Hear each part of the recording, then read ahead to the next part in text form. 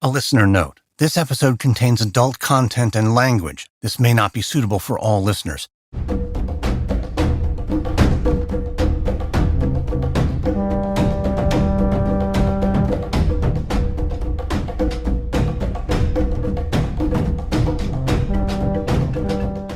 So this bloody murderous so-called Muslim murdered 2 or 3 Swedes, civilians, who did nothing to anyone, who were just enjoying football game, and he says he did it in the name of his religion, of Islam. Now, which part of Islam tells us to kill innocent civilians? Quoting from the Quran, Allah says, if you are to save an innocent life, it is as though you have saved the entire mankind. And if you are to kill an innocent civilian, it is as though you have killed and destroyed the entire humanity, all of mankind. Clear as daylight. Therefore, when it is in the Quran, ordained by Allah, that is what Muslims or whoever the believers are to follow. If you do the complete opposite, you are not a believer. So therefore, this idiot who killed innocent Swedes, claiming it to be under the name of religion, so I ask him now, which satanic religion did he embrace and is he following? Certainly not my religion, Islam, because Islam is clear as daylight. Killing of innocent civilians is haram. This is what we need everybody to understand. Kalau non-Muslim don't understand, maybe because they don't follow Quran or Islam. But I'm sure their religion also teach them killing of innocent civilians who did no harm to you is haram. You can call it whatever lah, collateral damage, unnecessary cleanup, whatever you can call it. It is still murder, it is still wrong, it is against the ordainment of your creator. Whether you're Muslim or non-Muslim, it is haram. Whatever the Israelis have been doing to the innocent civilians, the Gazan civilians, bunuh, rogol, pukul, arrest, baling, pukul masa orang tengah semayang, do that, displace them, demolish their home, haram, because they did nothing wrong to you, haram, and therefore they will receive recompense from God. Now, Hamas was created because of the atrocity committed onto Gaza. They came to being. They want to liberate Israel. There can be some nobility there, liberate Palestine from Israel. But then, October 7, they went and sent rockets and killed innocent civilians. Went in, slaughtered some. The 40 babies yang slaughter tu, itu dah proven dah, debunk dah. Itu Israel punya propaganda. Now, but still, they kill innocent people. Innocent people died. Again, Hamas, Muslim kah? Hamas does something that is against Islam. Bunuh innocent Jewish civilians. Sampai akhirat esok ni, kena jawab kat the Jewish civilian, apa dosa mereka. Hamas kena tanggung semua dosa those civilians. And yang buat benda tu will go to hell. Tapi ada juga Palestinians, ada juga Muslim yang sokong Hamas. Termasuk our stupid Prime Minister sokong Hamas. You sokong apa? You can sokong Hamas to liberate Palestine, to defend Palestine. But you must condemn Hamas for killing innocent Israeli civilians. You must do that if you're a Muslim. Anwar Ibrahim, Datuk Seri Anwar Ibrahim. You must do that.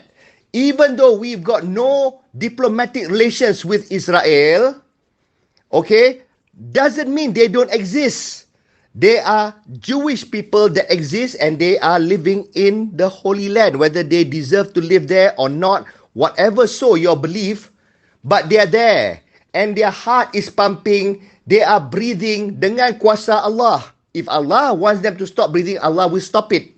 but they're there, and therefore when their life is just unjustly taken, it is wrong. You have to call a spade a spade. Black is black, white is white. Just as you decry the death of innocent Palestinians killed by Israeli yang tak berdosa, kena bunuh dengan Israeli punya army, what about the Israeli civilians yang tak berdosa kena bunuh dengan Hamas? Why do you not likewise condemn? So kalau you selectively condemn Israel bunuh Palestinians, tapi you tak condemn and you're okay with Hamas bunuh innocent Israeli civilians, then what is the difference between you and Europe? You want to call hypocrisy. You want to call out Western hypocrisy. That, when Israel kena attack, respond and upset. Tapi Gazans, all the Gazans kena bunuh, tak pindah, tak tengok sekalipun.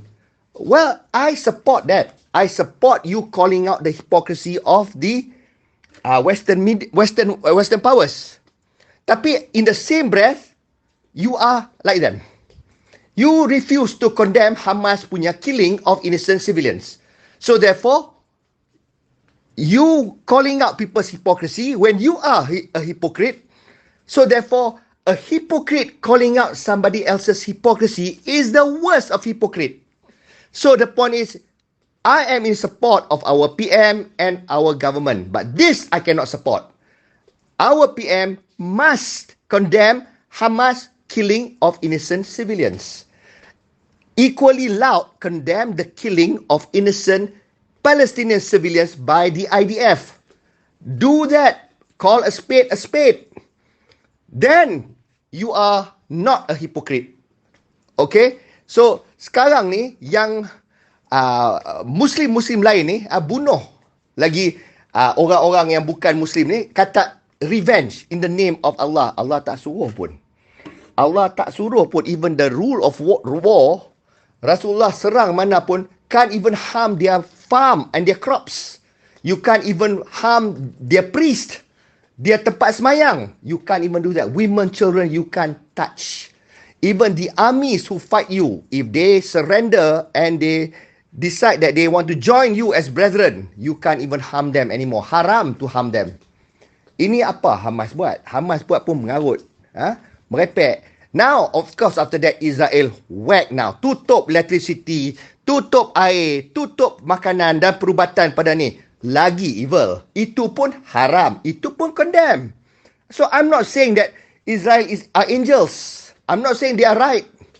Tapi what is right is right. What is wrong is wrong. Call a spade a spade. And I expect that of our Prime Minister. I expect that of the country. I expect that of all our MPs. We don't have to recognize Israel. We can take the stand where we don't recognize that because that's stolen land. British gave that land to somebody else. We can have our own philosophy on that. We don't have to have, relations, diplomatic relations with Israel. That is completely fine. My passport have an exclusion from me from traveling to Israel. It's okay. I got no intention to travel there pun. That is fine. But the point is, even if we don't have diplomatic relations, do we not have humanity for people belonging to a country that we don't recognize? They are not human beings kah? There are no goodness in those people kah? Come on lah. Dia kena bunuh buta-buta macam tu. Itu bukan haram kah? Allah tak apa ni, tak ada keadilan bagi mereka kah? Think lah, think. If you are a Muslim, you internalize Islam, you think. Amal ma'ruf nahi munkar. Bunuh innocent civilians, whether Jews ataupun Palestinians atau Swedes, is munkar. Call it munkar. And whatever good that people do, ma'ruf. Call it ma'ruf. So janganlah be sucked into propaganda from either side. You are our Prime Minister and Malaysia punya government. You have to be balanced. Kita nak kutuk Singapore, side Israel, pro-Israel, langsung tak sensitive towards Palestinian punya plight. Kita jangan jadi serupa lah. Just on the opposite side of the coin. That is my message. Kalau PM dengar ni, nak dengar lah. Kalau you tak mau dengar, it goes to deaf ears, no problem. I have made my stand. As Muslims, we have to uphold what is right. We have to condemn what is wrong. I don't know how many Muslims will resonate with this message of mine. I would like to believe ramailah ummah kita yang berpandukan ajaran Allah. Bukan sectarian sini atau sana. And it is not too late for our government to do what is right and not do stupid things. Stupid things termasuklah education minister boycott Frankfurt punya book fest because Germany is penyokong tegar Israel. Then kalau macam tu, whatever US investment semua tenang balik lah kan. Whatever US punya content or anything from US, tendanglah itu lagilah penyokong tegar Israel, betul? So, you nak boycott what? Half of the world kah? That is stupidity. Okay? As far as we are concerned, I dah kata dah, we should sokong apa yang betul and bangkang and condemn apa yang salah. Tetapi all our neighbours, all other countries yang tak buat salah pada kita, yang menyokong benda yang mungkar ataupun dia support dia anti benda yang bagus, itu hak dia. So therefore, every country, every person, they have a right to be pro-Israel or pro-Palestine or pro-neither, suka hati. As long as they don't harm you, there's no reason for us to have animosity with those people. Germany ke, France ke nak sokong Israel, so what? Bolehkah sekarang ni kalau dunia mula boycott Malaysia, because kita support Palestine, because kita ada relationship dengan Hamas. Hamas punya relationship I sokong because Hamas is a democratically elected government by Gaza, by Palestine, and therefore we ada bilateral relationship with Palestine, so therefore we have bilateral relationship with that government. That is completely fine. Tapi when that government launches and do something wrong, doesn't matter siapa pun, whether it's China, whether it's US, whoever we have diplomatic relations with, they do something wrong, call it out, it's wrong, say that you protest to that, say that you condemn that, call a spade, then you are worthy of respect, then you are people of nobility. Enough said.